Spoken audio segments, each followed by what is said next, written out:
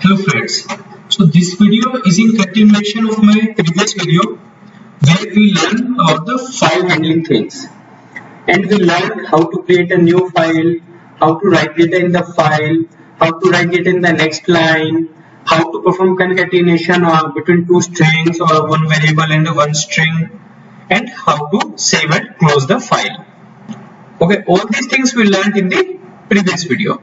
In this video we will learn some more information about the scripting, Bean shell scripting. So here we learn how to perform loop, how to verify some conditions, or how to check that a variable which is there in the under the test plan, how we can call its value. So okay, let's do one thing. Let's write step by step what we will learn now. So first of all, we will go ahead with the how to use test plan variable in the Bean shell script. So let's learn this first. Okay, for this let me open the script where we left in the previous video. So this is the script where we left. Okay, so now what we will do is, first of all, let's add a preprocessor, the user parameters. Okay, let me scroll it up and add a variable, and let's the name of the variable, let's give it a number value, and value of this variable is, let's say, 5. Okay, let's copy the name of this variable so that we can use it in the scripting. So first of all, we need to write a code so that we can call that variable in the script. So let's define a variable, give the same name, and then was.get variable.get,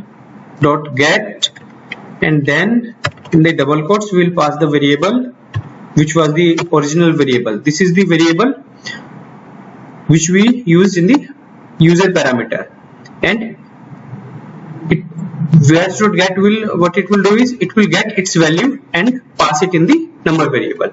Now we have a variable named number value, contains the value of this variable, that was 5. So now value under this variable is 5. Okay, so let me show you. In place of this particular text, let's pass this, and now we will see whether how it write the data in the file. Okay, let me execute it now. Okay, and let's open the file and we'll see.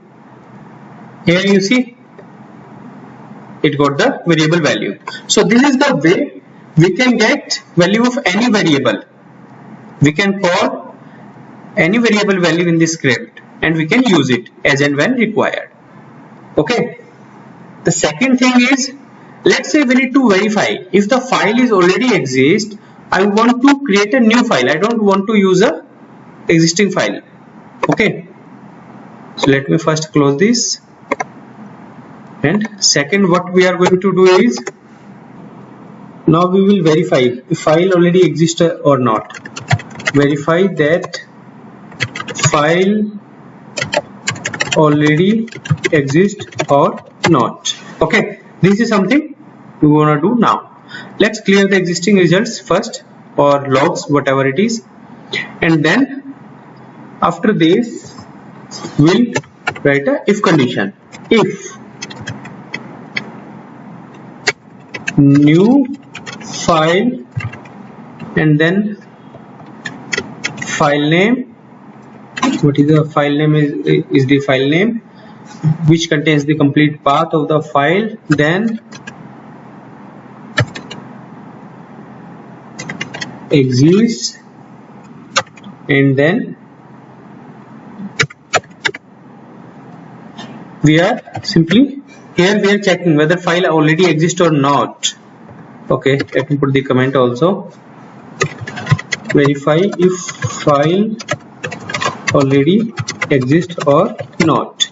Okay, so we are what I'm doing here is I'm logging in the information section to check whether file exists or not. So what text I want to see?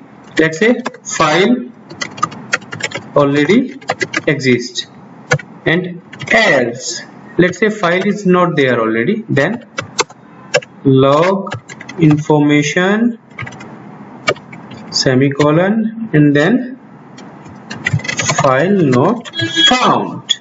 Okay, so if you go there and see file is there, so we should get this inform message that file already exists. We should get this message. Let's execute it and we'll see. No. Okay, let's see the logs. You see file already exists, but because the file was already there. Let's say we delete this file from here. Okay, and now if we execute it, what message we will get? So we need to use this code before creating the file. We are creating file here, so we need to use our code here, and then we need to first delete this file, and now we will see it should say file not found this time, and here you go, file not found. Okay, so if let's say file is already there, file is there this time, if I'll execute it again, it will say file already exists, because this time file is already there. Okay, now we learn one more thing here, if condition. Next, what we will learn? For loop. Okay, so let's say, let's scroll down. Okay, so I want to write this code n number of times. So what we will do is, for int I equals to 0, I less than equals to, let's say 4, and then I plus plus, and here and then here. Okay, so now this time this code should be there this number of time. Okay, so let's execute it and we'll see. Okay, the execution is completed. Let's open this file and we'll see. Here you see, so we have the code is there a number of times. Okay, so let's say, like, if I want to work with the new file, I don't want to continue with the existing data. What I am doing is, I will mention file dot delete here. So what it will do, it will write a fresh file. It will write data in the fresh file or empty file every time. Okay, let me show you how it goes. No. Okay, let's open it and see. 1 2 3 4 5 6 7 times we write data in the file. Why 7 times?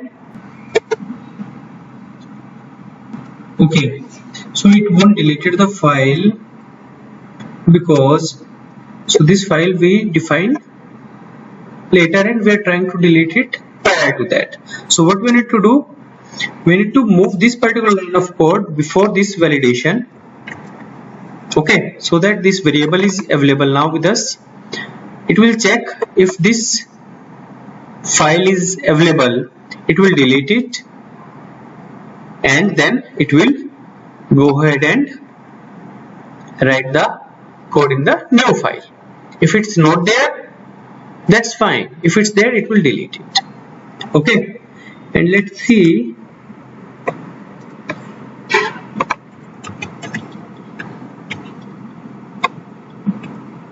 How many times the loop will execute? Loop will execute 5 times. So let's try by executing it and see. Okay, file is there, open it, 5 times loop executed. Okay, let's try to execute it some more time, let's say 14 times,